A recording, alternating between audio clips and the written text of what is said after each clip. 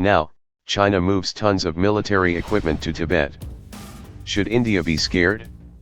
China has moved tens of thousands of tons of military vehicles and equipment to Tibet, likely under the garb of two defense exercises held on the plateau in recent weeks but perhaps aimed at muscle flexing amid the Doklam standoff, said reports today. The massive beefing up of logistics was not near the Sikkim border but in northern Tibet, near Xinjiang in the west.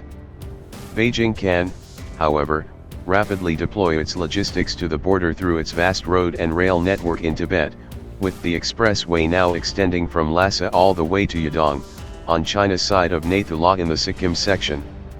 The 700 kilometers distance can be covered in 6 to 7 hours. The vast haul was transported to a region south of the Kunlun Mountains in northern Tibet by the Western Theater Command, which oversees the rest of regions of Xinjiang and Tibet, and handles border issues with India. The PLA Daily, official newspaper of the military, was quoted as saying by the South China Morning Post.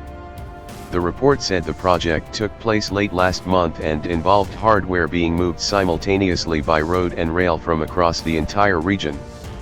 What is the PLA up to? The PLA Daily did not say if the logistics movement was for the two exercises. On July 3, state media reported on drills involving a new battle tank, while this past weekend, a live-fire drill and testing of anti-aircraft guns was held on the plateau by a mountain brigade responsible for frontier combat operations. An Lexion, a Shanghai-based military commentator, told the South China Morning Post the movement was likely related to the standoff and could have been designed to bring India to the negotiating table. Diplomatic talks must be backed by military preparation, he was quoted as saying. The PLA wanted to demonstrate it could easily overpower its Indian counterparts, added military commentator Zhou Chenming to the paper. Wang Dihua, a South Asia strategic expert, told the paper that military operations are all about logistics and at present there is much better logistics support to the Tibet region.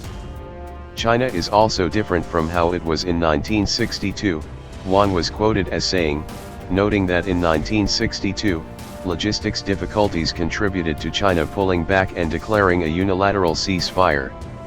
Now, he added, the PLA can easily transport troops and supplies to the front line, thanks to the much improved infrastructure including the Qinghai-Tibet Railway and other new roads connecting the plateau to the rest part of China.